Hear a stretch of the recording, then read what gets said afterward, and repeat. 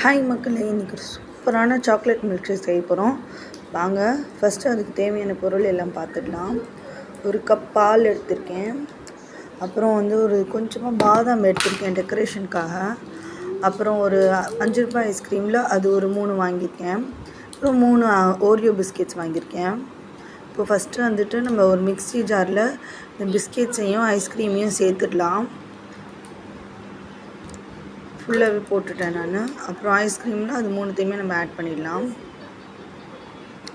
இப்போ இன்னும் கொஞ்சம் இனிப்புக்காக ஒரு 4 டீஸ்பூன் நான் சுகர் சேர்த்துக்கிறேன்.